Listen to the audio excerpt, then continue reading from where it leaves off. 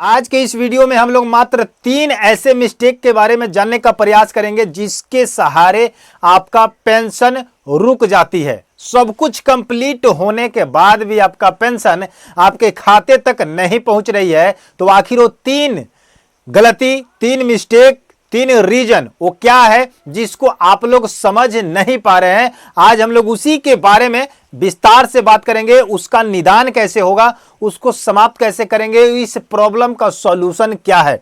क्योंकि हमने पूरे कमेंट्स को लेकर के हमने रीड किया तो देखा कि मतलब फेसबुक पर देखा तो ऐसे हजारों व्यक्ति हैं जिन्होंने कमेंट किया है कि सर हमारे 2 महीने से, 3 महीने से, 6 महीने से पेंशन रुकी हुई है।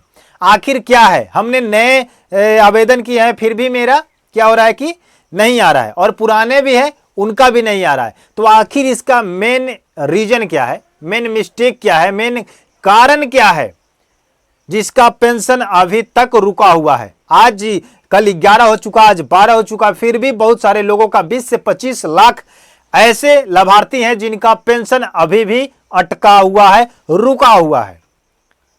लेकिन लोगों का कहना है कि सर हमने केवाईसी करा दिया, लाइफ सर्टिफिकेट प्रमाण दे दिया, उस पर से है कि खाता हमारा इनएक्टिव था उसको हम लोग एक्टिव कर चुके हैं, आधार कार्ड को अपडेट करा चुके हैं, एनपीसीआई करा चुके हैं, डीबीटी करा चुके हैं, आधार सीडिंग करा चुके हैं, फिर भी आपका पैसा आपके खाते तक नहीं पहुंच पा रही है। तो इसका मेन कारण वही है 3 कारण, और उस 3 कारण को अगर आप समझ लेते हैं तो आप अपना पेंशन अपने खाते तक पहुंचा सकते हैं। चाहे आपके घर में वृद्धा पेंशन हो, चाहे विधवा पेंशन हो, चाहे दिव्यांग पेंशन हो, इन तीनों पेंशन में से कोई भी पेंशन अगर आपके घर में कोई लाभार्थी व्यक्ति है तो आप उसका पेंशन आसानी से अपने अकाउंट तक पहुंचा सकते हैं।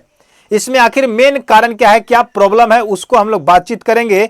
लेकिन आपसे बस रिक्वेस्ट करेंगे कि आप हमारे चैनल पर अगर नए हैं तो चैनल को सब्सक्राइब करके वीडियो को लाइक कर दीजिएगा।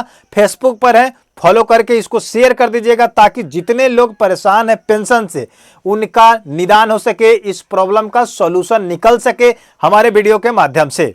अन्यथा ऐसे ही सभी लोग भटकते रहेंगे और इनका पेंशन रुका रहेगा। समझे कि नहीं? तो चलिए हम उस मेन कारण पर बातचीत करने का स्टार्ट करते हैं। इसमें बातचीत यही करना है कि सबसे पहले आप लोग ध्यान दीजिए कि आप जो फॉर्म भरे थे पेंशन वाला, या उसमें जो दस्तावेज लगाए थे या आधार कार्ड लगाए थे, मात्र यही 3 काम है। एक तो पेंशन का फॉर्म, दूसरा दस्तावेज, तीसरा आधार कार्ड। इन तीनों में अगर आपका नाम में मिसमैच है, मिस्टेक है, या उम्र को लेकर के मिस्टेक है, तो यहीं पर आपका पेंशन रुक जाएगी। और यही कारण है कि आपका पेंशन रुक जा रहा है और नहीं आ रहा है। तो इसका निदान क्या है? हो सकता है कि आपके पेंशन फॉर्म में नाम अगर भरते समय कोई मिस्टेक हो चुका होगा, कोई भी अक्षर को लेकर, कोई भी लेटर को लेकर, तो नाम में अंतर आ जाएगी। और नाम में जब अंतर आ जाएगा तो आपका पेंशन रुक जाएगा, क्योंकि फॉर्म में कोई और नाम होगा, आधार कार्ड में कुछ अलग होगा, और जो दस्तावेज जमा किए होंगे उसमें कुछ अलग होगा। हो सकता है कि हिर्षिकार दीर्घिकार में अंतर हो, बिंदु चंद्र बिंदु में अंतर हो।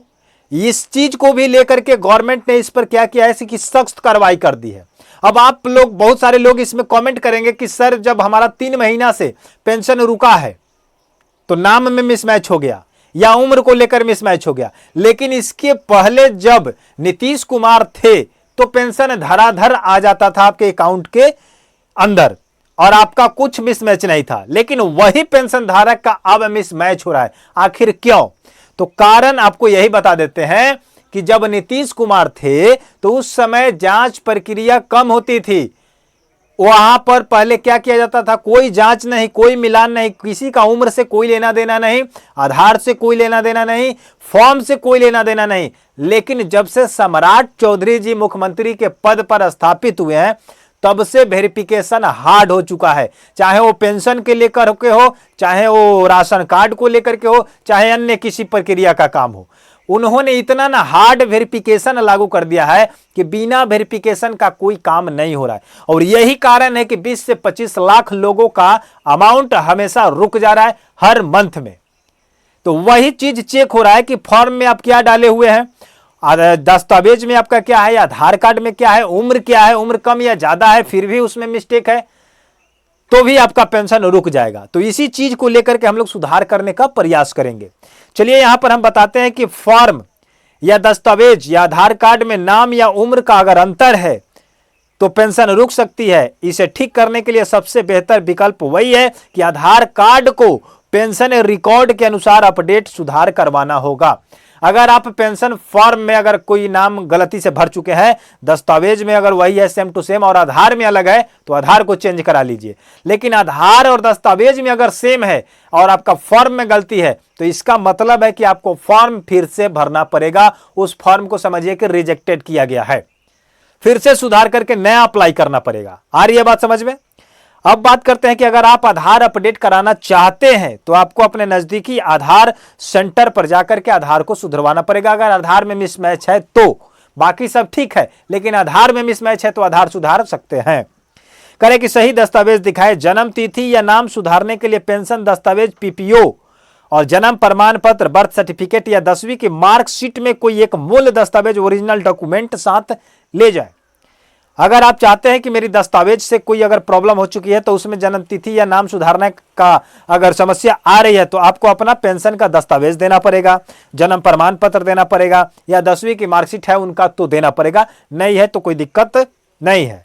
यहां पर करें कि करेक्शन फॉर्म भरना पड़ता है। आधार कार्ड केंद्र से जाकर के करेक्शन फॉर्म लेकर के सही से जानकारी भरे, पेंशन विभाग में संपर्क करें।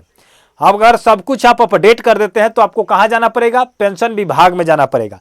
करें कि यदि आप आधार के बजाय पेंशन रिकॉर्ड जैसे पीपीओ या बैंक खाते में सुधार करवाना चाहते हैं तो अपने संबंधित जिला समाज कल्याण कार्यालय, डिस्ट्रिक्ट सोशल वेलफेयर ऑफिस जाना पड़ेगा, जिसको हम लोग ट्रेजरी ऑफिस भी के नाम से भी जानते हैं।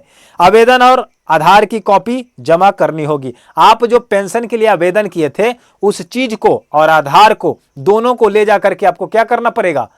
दिखाना पड़ेगा। तब जाकर के वहां पर देखा जाएगा कि आखिर त्रुटि क्या है। आ रही है बात समझ में? तो अगर आप नाम सुधरवा सकते हैं, उम्र बदलवा सकते हैं तो आपकी प्रक्रिया सुधर जाएगी, तो आपका काम हो जाएगा। अन्यथा अगर नाम आवेदन में अलग है, दस्तावेज में अलग है, आधार में अलग है, थोड़ा सा भी अगर इधर उधर किसी भी अक्षर को लेकर अगर मिसमैच है, हृस्वीकार हो, दीर्घिकार हो या उई की मात्रा हो या चंद्र बिंदु न की मात्रा हो, इन सभी चीजों को लेकर अगर डिफरेंट आती है तो यहां पर आपका पेंशन रोका जाएगा। और ये अगर उम्र को लेकर भी अगर डिफरेंट आता है कि आपके किसी पेपर में उम्र 58 साल है और आधार कार्ड के माध्यम से 60 साल है तो वहां पर आपका पेंशन रुक जाएगा, क्योंकि आपका सीधा सीधा यहां पर फर्जीवाड़े के रूप में आएगा कि आधार कार्ड पर आपने क्या किया है, एज उम्र को बढ़वा दिया है और बाकी आपका ठीक है। तो इस चीज को अगर आप सुधार करवा लेते हैं तो आपका पेंशन आना स्टार्ट हो जाएगा। एक बार इस चीज को आप लोग चेक कर ले अपने पेंशन को लेकर। अगर कोई दिक्कत आती है तो उसके बारे में आप लोग कमेंट सेक्शन में बताइएगा, हम उसको आपके साथ शेयर करने का प्रयास करेंगे। मिलते हैं नए वीडियो के साथ, नए अपडेट के साथ। तब तक के लिए जय हिंद, जय भारत।